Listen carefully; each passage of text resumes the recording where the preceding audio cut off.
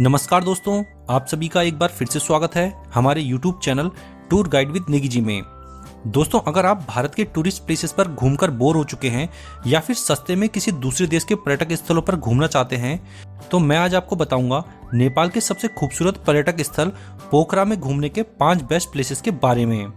दोस्तों, पोखरा नेपाल की वादियों में बसा सुंदर पर्यटक स्थल है और अगर आपको नेपाल की खूबसूरती देखनी है तो नेपाल के पोखरा में जरूर आएं। यहाँ की प्राकृतिक सुंदरता और शांत वातावरण को देखना एक अलग ही एक्सपीरियंस रहता है। इसके अलावा आप यहाँ कई प्रकार की एडवेंचर एक्टिविटीज का मजा भी ले सकते हैं और यहाँ आकर नेपाल की सुंदर संस्कृति को भी जान पाएंगे, जो भारत से काफी मिलती जुलती है। तो चलिए जानते हैं पोखरा में घूमने के प्रमुख पर्यटक स्थल कौन से हैं, यहाँ पर कब आना चाहिए और कैसे आप यहाँ तक पहुँच सकते हैं। तो पोखरा में घूमने के बेस्ट प्लेसेस में पहली लिस्ट पे आता है फेवा लेक। फेवा लेक नेपाल में सबसे ज्यादा देखी जाने वाली जगह है, क्योंकि ये जगह है ही इतनी खूबसूरत कि नेपाल घूमने के लिए आने वाले पर्यटक यहाँ पर घूमना बिल्कुल नहीं भूलते। पोखरा सिटी से 8 किलोमीटर की दूरी पर स्थित है ये खूबसूरत झील, जो कि नेपाल की दूसरी सबसे बड़ी झील भी है। ये झील भी भारत के कश्मीर और नैनीताल जैसी ही खूबसूरत है।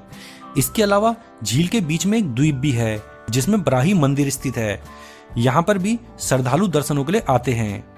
ऐसा सुंदर और प्राकृतिक नजारा नेपाल में आपको और कहीं देखने को नहीं मिलेगा। इसके बाद अगले स्थान पर आता है रूपा ताल। रूपा ताल पोखरा में घूमने की सबसे प्रसिद्ध जगहों में से एक है, क्योंकि ये झील पोखरा घाटी की तीसरी सबसे बड़ी झील है। पोखरा आने वाले ज्यादातर पर्यटक यहाँ भी घूमने जरूर आते हैं। ये एक मीठे पानी की झील है जो बिल्कुल शांत जगह पर स्थित है। यहाँ आप बोटिंग करते हुए पोखरा की सुंदर घाटियों और पहाड़ियों को निहार सकते हैं। यहाँ घूमना एक यादगार अनुभव रहता है। ये झील पोखरा सिटी से 21 किलोमीटर दूर है। इसके बाद अगले स्थान पर आता है बेगनास झील। बेगनास झील पोखरा से 13 किलोमीटर दूर एक खूबसूरत और शांत झील है। यहाँ पोखरा के अन्य टूरिस्ट प्लेसेस के मुकाबले भीड़ थोड़ा कम देखने को मिलेगी। इस झील का उपयोग सिंचाई के लिए और मछली पालन के लिए भी होता है।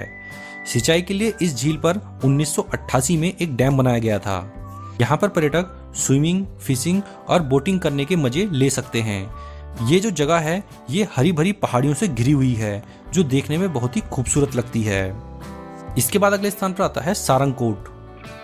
पोखरा सिटी से 10 किलोमीटर दूर एक खास जगह है सारंगकोट, जो कि अपनी प्राकृतिक सुंदरता और यहाँ पर होने वाली पैराग्लाइडिंग के लिए फेमस है। यहाँ की सुंदरता देखने लायक है। पोखरा में आने वाले पर्यटक पैराग्लाइडिंग करने के लिए यहीं पर आते हैं। यहाँ से हिमालय पर्वत के शानदार नज़ारे भी दिखाई देते हैं। यहाँ आप पैराग्लाइडिंग करते हुए पोखरा की घाटियों, झीलों और पहाड़ियों को देख पाएंगे। यहाँ पर पैराग्लाइडिंग करना सबसे खास अनुभव रहता है। इसके बाद अगले स्थान पर आता है डेविड फॉल।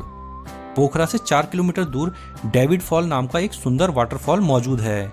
ये वाटरफॉल पर्यटकों को सबसे ज्यादा आकर्षित करता है।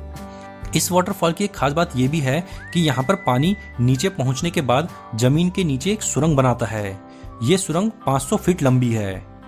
इस फॉल में 1961 में एक स्विस कपल तैरने गए थे, लेकिन उनमें से डेविड नाम की एक महिला उस गड्ढे में डूब गई। 3 दिन बाद उसका शव मिला था। बाद में उसके पिता ने इस फॉल को डेविड फॉल नाम दिया और ये फॉल इसी नाम से अब फेमस हो गया। इसका नेपाली नाम चांगो था। ये जगह भी नेपाल में सबसे ज्यादा देखी जाने वाली जगहों में से एक है। तो दोस्तों, ये है नेपाल के पोखरा के सबसे फेमस टूरिस्ट प्लेसेस। अब बात करते हैं कि पोखरा तक पहुंच कैसे सकते हैं। तो जो ये टूरिस्ट प्लेस है ये काठमांडू से 200 किलोमीटर दूर है। तो काठमांडू तक तो आप फ्लाइट से भी पहुंच सकते हैं, बस से भी पहुंच सकते हैं, लेकिन इसके आगे का सफर आपको बस, टैक्सी या फ्लाइट से ही करना होगा। यहाँ के लिए कोई ट्रेन की सुविधा नहीं है। काठमांडू से आपको आसानी से बस, टैक्सी यहाँ पोखरा के लिए मिल जाएगी और जो फ्लाइट्स हैं वो भी काठमांडू से चलती हैं। तो फ्लाइट से अगर आप जाना चाहें तो फ्लाइट से भी जा सकते हैं। बस और टैक्सी जाने में 6 से 8 घंटे लग जाते हैं। फ्लाइट से जाने में 40 मिनट में आप पहुंच जाएंगे पोखरा में। अब बात करते हैं कि पोखरा घूमने का बेस्ट टाइम कौन सा रहता है। तो पोखरा घूमने का बेस्ट टाइम रहता है सर्दियों का और गर्मियों का, यानी अक्टूबर से लेकर मई तक का टाइम यहाँ घूमने के लिए बेस्ट है। बरसात में जाने से यहाँ पर बचें, क्योंकि पहाड़ी रास्तों में कई बार लैंडस्लाइड होने का खतरा रहता है। और इंडियंस के लिए तो सबसे अच्छी बात यह है नेपाल में कि आप बिना पासपोर्ट और वीज़ा के भी यहाँ घूमने जा सकते हैं। तो दूसरे देश में और ऐसी खूबसूरत लोकेशन पे घूमने के लिए ये जगह बहुत ही बेस्ट है। तो दोस्तों आशा करता हूँ आपको पोखरा की कंप्लीट डिटेल मिल गई होगी।